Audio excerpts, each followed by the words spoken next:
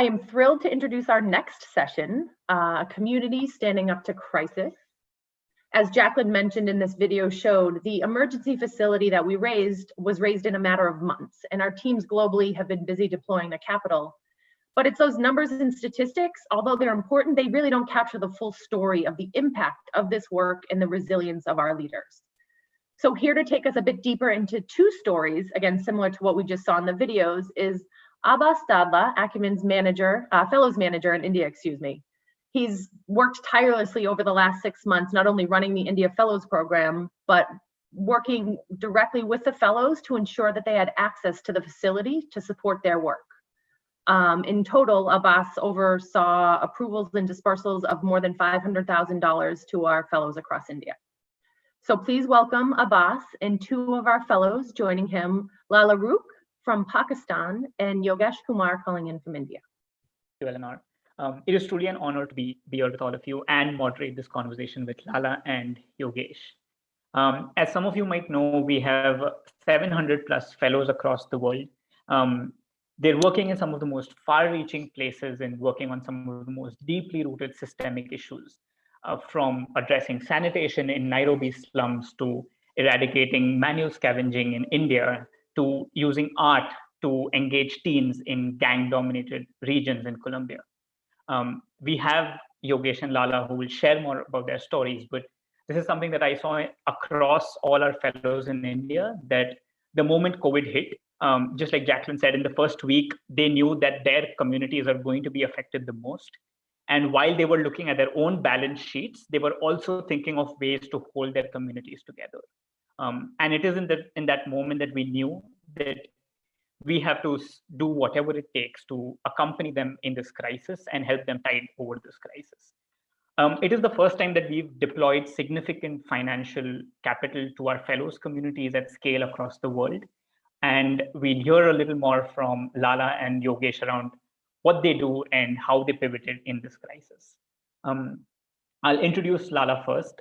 Lala has founded Science Fuse, a social enterprise that is reimagining science education in Pakistan through in-person seminars and workshops that make STEM education accessible, experiential, and fun for low-income children, especially girls, to unlock a generation of the future country leaders. Lala is also recently one of the newest additions to the Gul Makai Network, a Malala Fund initiative. Lala, one of the things that I recently heard when we spoke, and probably a lot of people don't know, is just around how limited STEM education is in Pakistan. So if you could shed a little light on that and just the big problem that you're addressing, but more importantly, what led you to do this work? Thank you so much, Abbas. It's truly really joyful and a great moment of pride to be here amongst all of you. So my name is Lala Roh. I turned 36 this year. When I was 18, I decided to study biotechnology and molecular biology in Norway. I was a young person who had this enormous pressure from her family to study medicine, which was something that I was absolutely not interested in at all. But when I was 13, I developed a passion for a molecule, the DNA molecule, and the two scientists who were the discoverers of the structure of DNA, Watson and Crick. And this happened because I had read an article in a local children's magazine about genetics. And I was just so mesmerized with it that I cut it out, I pasted it on my wall. And years later, this one single moment of engaging with science, which was outside of textbooks, which was outside of classroom, led to me choosing what I would study, science at university.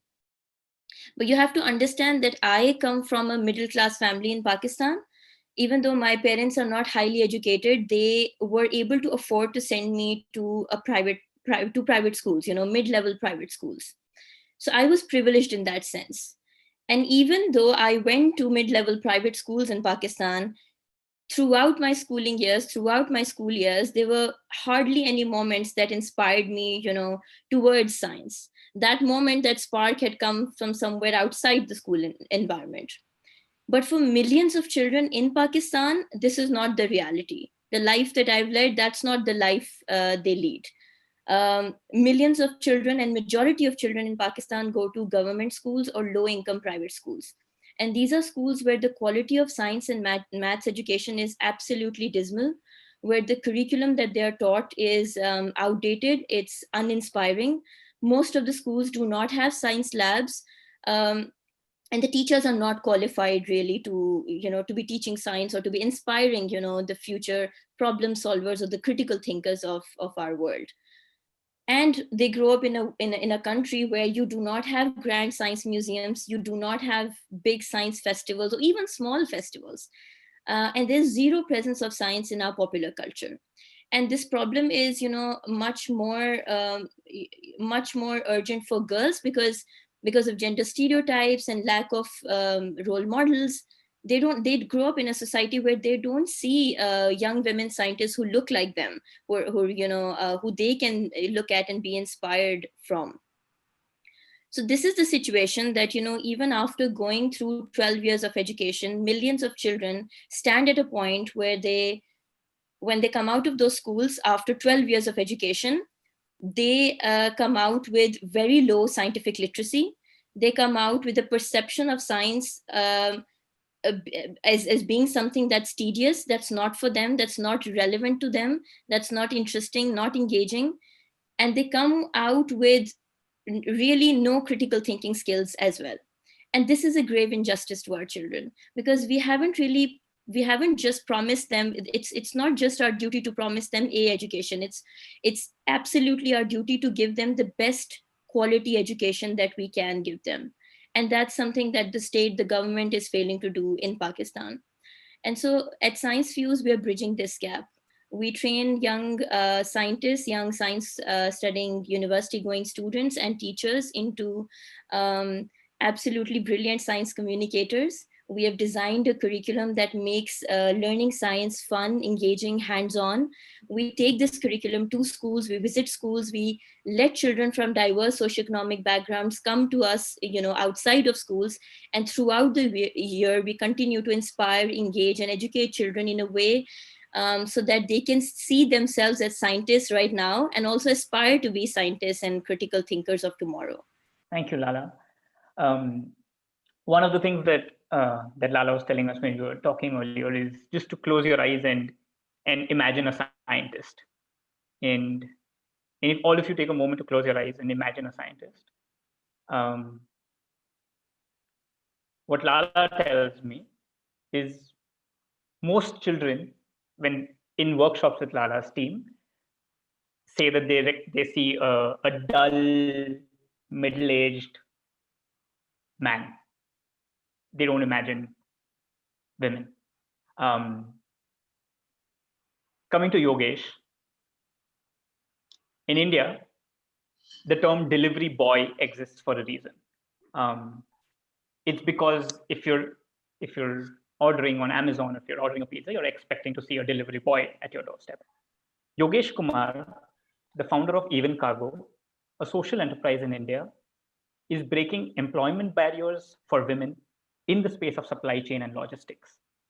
They employ women from resource-poor communities and train them as delivery agents, servicing e-commerce providers like Amazon and Flipkart. More importantly, the center of their business model is around women. And while workforce development is an important and just creating more jobs is an important focus area for India as well as Acumen India, having gender at the core of their business model just makes this much stronger. They have a current fleet of 100 women across 5 cities, and they were just about to expand when COVID happened, and Yogesh will tell us a little more about that. But Yogesh, I can't forget how the first time we met, you told me that when you put an ad for a delivery boy, you get 1,000 applications, and when you put an ad for a delivery girl, a women riders, you get no applications. And with that context, why did you decide to build a business model that has women at the center of the business model? And again, what led you to do this work? Yeah, greetings. happy to be here and thank you for the opportunity. So even Cargo, like Abbas mentioned, is the all-women delivery organization. We cater to e-commerce companies, but the genesis of it lies in creating a space wherein everybody should have an equal opportunity, and more so women.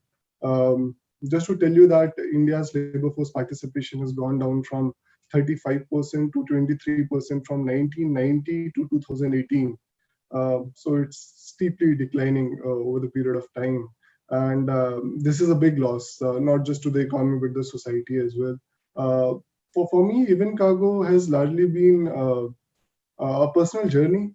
Uh, I was an engineering graduate working with a German MNC, and uh, I sort of, there were a series of events which made me feel perturbed and worried about what's happening around us. So I come from Delhi, the capital city, notoriously known for crime against women, unfortunately. So the idea was to create a safe environment for women. So that was the basis with which I have started, and the genesis goes back to how I was brought up in my personal life. So my father was in armed forces, largely he was away, and I have two younger sisters and mother. So never did I got any sort of chance to believe that my sisters are not as competent as I am. I've been raised by strong women, so never felt like women are in any way not equal to men. But society preaches you otherwise. So there was constant struggle which was there. So that was the genesis of how even Cargo came into existence. So yeah, uh, after working in corporate for a few years, I joined a course to understand more about society and how the social entrepreneurship and other model work, and started building Even Cargo. The journey started in 2016 with two delivery girls, and there were a lot of challenges, but major challenge was to make. So we have three major stakeholders: women, society, and corporate. The challenge was to make them believe that such model can work, and it was difficult to make society believe that women can deliver. Corporate even more difficult because they don't see it from the lens of, say, social equity. And it was also very challenging to make women believe that they themselves can actually do such work. So yeah, those are the major challenges. And over the course of last 4 years, we have been able to scale to 4-5 cities in India. And before COVID happened, we were just on the verge of scaling to few more cities. That was the right time in the startup journey of our organization. But unfortunately, yeah, COVID struck, and our operations got halted. So we are not in essential space. So yeah, we have COVID hit us hard. Thank you, Yogesh. And to just give some context in India, the lockdown across the country was announced with 4 hours of notice. So overnight, organizations had to pause, and only essential care services were allowed at that point of time, which meant that all of Even Cargo's operations overnight paused. Yogesh, can you tell us a little bit about how you all responded as a team? So yeah, like Bas mentioned, I mean, it was a very we didn't get any time to actually think. The government announced a day before that from tomorrow onwards, nothing would be, operational. And we are not in essential service delivery space. For Amazon, we are not delivering for Amazon Fresh. We are only delivering e-commerce stuff, the usual e-commerce stuff. And that means that we couldn't deliver. And so the date was given, say, the lockdown will be for 20 days. And we thought that after 20 days, we'll be able to start. And that kept on, the government kept on extending. And our organization never had that big a runway wherein we can keep on,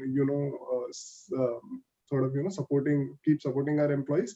But from the day one, when the lockdown was announced, we were sure that there was no way we can sort of, not pay our employees. I mean, the whole business and the model was built for women, and there's no way that we can, allow them to go without paying them. Whatever little we could, I mean, in terms of even as little as for them to sustain themselves, that is something that we have been able to pay them. And Acumen Emergency Fund really helped us in a way that the fund was unrestricted, which usually doesn't happen. You have certain things clause with whatever people give you and tell you that you have to use it in certain way. But these are difficult times, and we ourselves weren't sure like how exactly would it be used. We had a large idea that we need to pay our employees, and that is the major purpose of raising that fund. But the good thing was that we got like no question asked sort of support from Acumen. Thank you, Yogesh. And just to underscore that, it takes, and maybe you can shed a little light on it. It takes a lot of time to get each woman rider on board, from convincing the families to convincing them themselves, as you said, to ensuring that they have assets, because normally women don't own assets in the families. And there was no way that all of that could just go off. But I think one of the things that we've seen across the fellows, at least that I've seen, and I can speak of for India, is an unflinching approach to holding the communities together, irrespective of whether they have revenue prospects in the future. And even if it meant taking extreme pay cuts themselves, ensuring that the communities are sort of tiding through this crisis economically. Thank you, Yogesh, and we'll come back to you for one final question. Lala, coming back to you, to just bring you back into the context, there was in-person, informal science, workshops, seminars. All of these moments require in-person curation. And the lockdown in Pakistan, schools are shut, everything's paused. Tell us a little about what the team went through and how you pivoted. Yes, so yes, in March, everything shut down, and it really happened, suddenly. We weren't prepared for it at all. And as you said, Abbas, everything that we were doing, all our curriculum, all our engagements were designed in a way that they were meant to be delivered in person. So, suddenly everything paused. All our revenue streams also, of course, stopped. And at this time, the first thing I think that really, that really came to the forefront and that really has helped us throughout is, of course, our community of young people, young science communicators who we have nurtured over the years in Lahore mainly. And those are the people who came forward and they said, we are going to stand by you and with you, and we are going to take this forward.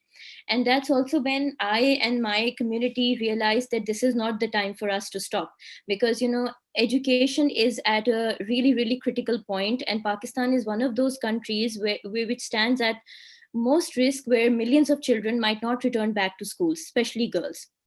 So this is really the time to rethink how we can, how we can come up with new solutions, digital and distance learning solutions, that we can use to engage children during the lockdown period, during the COVID. And also these are solutions that are equally important after the, we've hopefully come out of the pandemic.